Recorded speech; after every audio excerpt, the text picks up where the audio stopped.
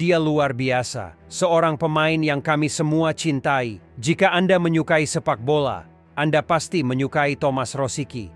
Di atas semua itu, dia memiliki karakter hebat, mencetak gol, dan saya senang kepadanya.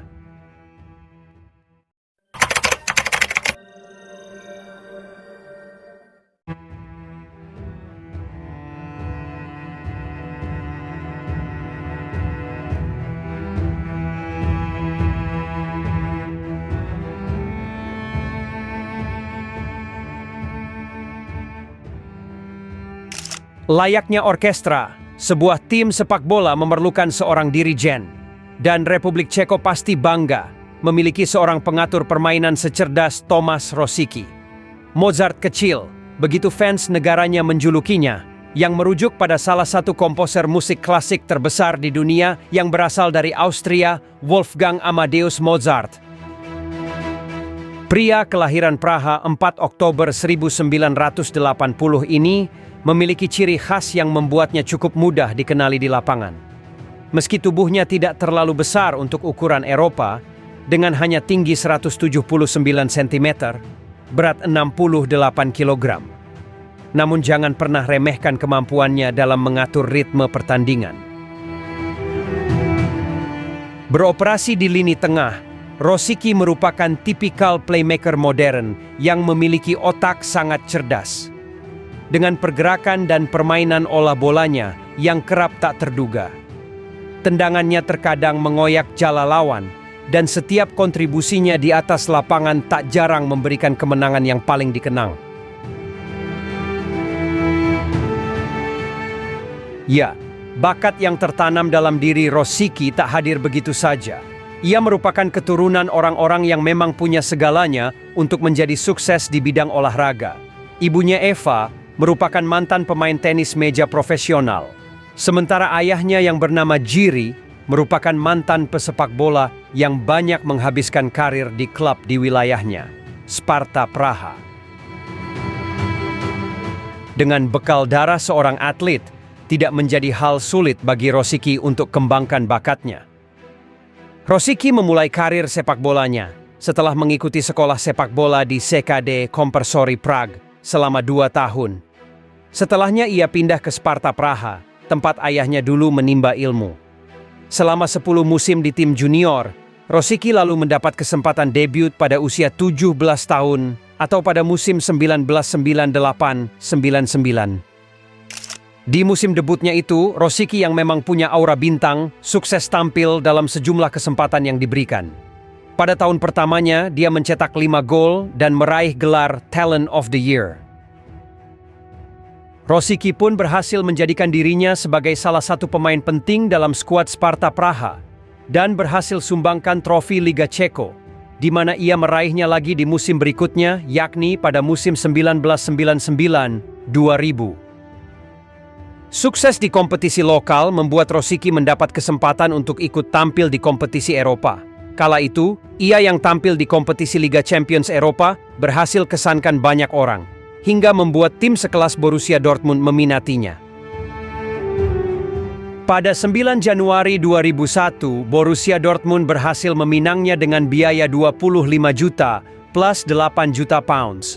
Untuk anak muda yang masih berusia 20 tahun, merupakan mahar yang cukup besar di Ceko pada saat itu, sehingga menjadikannya sebagai pemain termahal asal Ceko yang dilego ke klub asing. Mahar selangit yang diberikan Dortmund itu pun langsung dibayar tuntas olehnya dengan menampilkan permainan yang mengesankan. Rosicky seakan tak butuh waktu untuk beradaptasi dengan atmosfer Liga Jerman. Alhasil, ia pun dipercaya sebagai pengatur irama di lini tengah Dortmund dan sukses memberikan gelar Bundesliga ke klub berjuluk Die Borussen itu. Ia juga turut masuk ke dalam skuad Dortmund yang lolos hingga partai final Europa League. Namun sayang, mereka harus kandas oleh perlawanan Feyenoord dengan skor 3-2. 2,5 musim pertamanya di Jerman sudah menjadikan Rosicky sebagai salah satu bakat yang paling dicari. Dari 75 pertandingan yang dijalankan, ia berhasil catatkan 20 assist. Buntut dari penampilan apiknya, Dortmund langsung memberinya perpanjangan kontrak kepada Rosicky pada tahun 2003. Durasi selama 5 tahun diberikan kepada pemain bertinggi 179 cm itu. Hasil dari permainan indahnya di Jerman, Rosicky mendapat penghargaan Golden Ball dari negaranya Ceko. Sebuah prestasi luar biasa yang didapat oleh pemain luar biasa pula. Memang benar jika beberapa cedera sempat mendera, namun tak boleh disangkal jika perannya sebagai seorang pengatur serangan, sama persis ketika seorang pengatur irama tengah memainkan sebuah karya yang tak ternilai harganya. Rosicky yang mendapat julukan sebagai Mozart kecil memang senada dengan apa yang dilakukannya di lapangan. Namun di sisi lain, ia juga punya segi permainan yang lebih cocok disandingkan dengan genre yang agak cadas.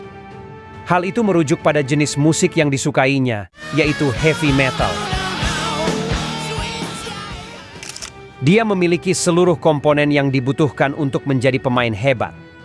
Bak aliran musik heavy metal yang tergolong cadas, Rosicky juga terkadang menyelipkan permainan-permainan keras untuk bisa mengatur segala irama yang telah disiapkan. Hasilnya, semua terangkum dalam sebuah karya indah di atas lapangan. Selama 5 musim berbaju di Borussen, ia mencetak 20 gol dan 51 assist dari 151 laga.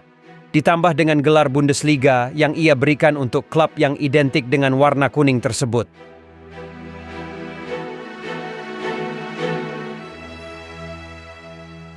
Dengan segala kemampuan yang dimiliki, Rosicky lantas mengambil langkah berani dengan menerima pinangan dari tim meriam London pada Mei 2006.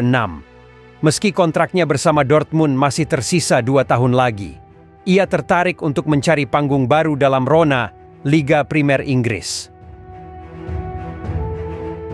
The Gunners tidaklah asing bagi Rosicky. Dia mengenal klub asal London Utara itu dari buku Fever Pitch, karya Nick Hornby. Sejak saat itu, dia menjadikan Arsenal sebagai klub impiannya. Rosicky bermimpi memainkan orkestranya bersama musisi-musisi andal di kubu Meriam London. Ketika kesempatan itu datang, dia tak menyia-nyiakannya. Dengan memiliki sedikit karakter keras, membuat Rosicky begitu mudah beradaptasi di kompetisi negeri tiga singa. Ia yang punya permainan elegan, akhirnya juga mewarisi nomor punggung yang ditinggalkan salah satu pemain berbakat Arsenal, Robert Pires. Ia mendapat warisan nomor punggung 7 dan sukses menjadi salah satu pemain andalan tim gudang peluru. Perjalanannya di Inggris tak kalah hebat dengan masanya di Jerman. Rosicky sama-sama menjadi idola dan beberapa kali menginspirasi Arsenal dalam mendapatkan gelar. Selama kurang lebih 10 tahun bermain di sana, Rosicky banyak dimainkan sebagai seorang pengatur serangan. Meski karirnya diiringi dengan berbagai rentetan cedera, Rosicky tak pernah mau menyerah. Ia banyak dikenal oleh sebagian besar penggemar Liga Primer Inggris. Kedatangannya seolah memberi warna. Rosicky yang kala itu masih berusia 25 tahun, melakukan debutnya untuk Arsenal pada 8 Agustus 2006 dalam kemenangan 3-0 atas Dinamo Zagreb di kualifikasi Liga Champions Eropa.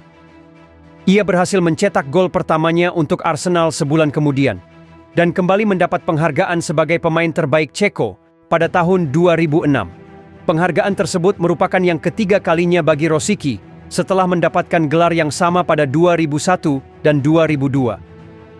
2 musim pertama bermain di Premier League dilaluinya dengan sangat baik.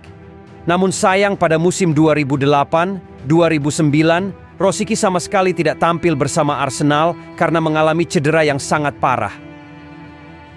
Saat itu, ia mengalami peradangan di bagian saraf kakinya. Dokter-dokter di Arsenal butuh waktu 1 tahun lebih untuk menyembuhkan sakitnya itu.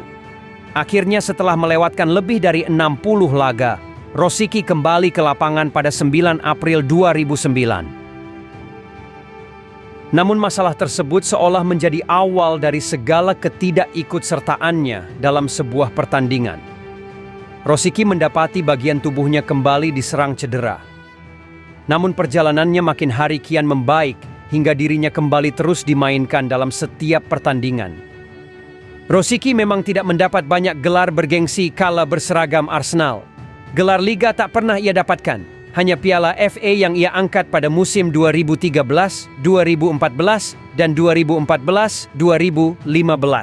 Selebihnya, cuma piala Community Shield pada 2014 yang menjadi pelengkap. Akan tetapi keberadaannya lebih dari sekadar gelar. Ia banyak menginspirasi pemain muda untuk tampil dengan penuh tenaga dan keindahan. Bahkan ia mendapatkan julukan sang konduktor karena kepiawaian Rosicky dalam melepaskan umpan. Teknik umpan dengan kaki luar adalah andalannya. Itu juga ditambah dengan kecepatan serta akselerasi yang kerap dibuatnya. Tak pelak Arsene Wenger yang ketika itu menjadi pelatihnya melabelinya dengan The Rosicky si jago teknik papan atas.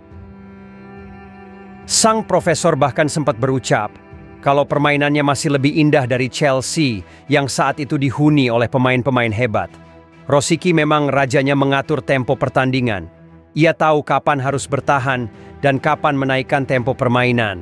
Fleksibilitasnya juga sangat dibutuhkan. Rosicky akan selalu dengan elegan memainkan peran yang diinginkan. Namun sayang, semua perjalanannya harus berakhir ketika pada 2015-2016 ia harus kembali menepi selama 1 musim akibat masalah cedera.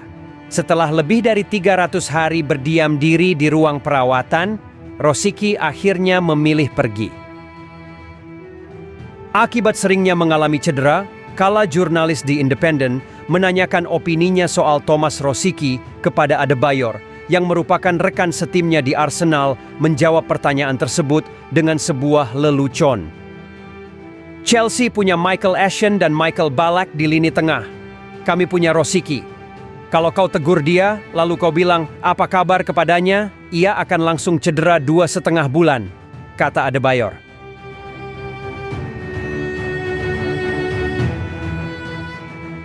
Ketika kembali, Rosicky tidak pernah sama lagi. Dia tak lagi selincah awal-awal bergabung dengan Arsenal. Terkadang dirinya pun kembali didera cedera lagi, meski sesekali mampu menampilkan aksi yang memuaskan mata dan hati. Dan pada 10 September 2016, Rosicky kembali merumput bersama Sparta Praha setelah 17 musim merantau. Dia bahagia, tetapi setelah itu harus sedih lagi. Sebab, tepat pada hari itu dia kembali dinyatakan cedera. Saat Rosicky berharap nasib akan membuat segalanya membaik, Tuhan seakan menyatakan bahwa memang ia harus berhenti. Ia diturunkan di laga kontra Mlada Boleslav. Baru 20 menit bermain, gelandang hebat ini kembali cedera. Cedera itu membuatnya absen dalam 22 laga bersama Sparta. Situasi itu tak betul-betul membaik. Dalam 1 musimnya bersama Sparta, cedera tetap menjadi musuh terbesar Rosicky. Ia pada akhirnya harus menerima bahwa kaki-kakinya tak mampu lagi bermain sepak bola. Sehingga keputusan bulat itu mau tak mau dibuatnya juga. Pada tahun 2017, Thomas Rosicky pun akhirnya mengumumkan bahwa ia akan pensiun. Dirinya pun hanya bermain 1 musim bersama Sparta Praha dengan 12 penampilan dan 1 gol. Beginilah akhir karir dari Thomas Rosicky, sang Mozart kecil. Tak mencapai titik puncak meski punya talenta besar.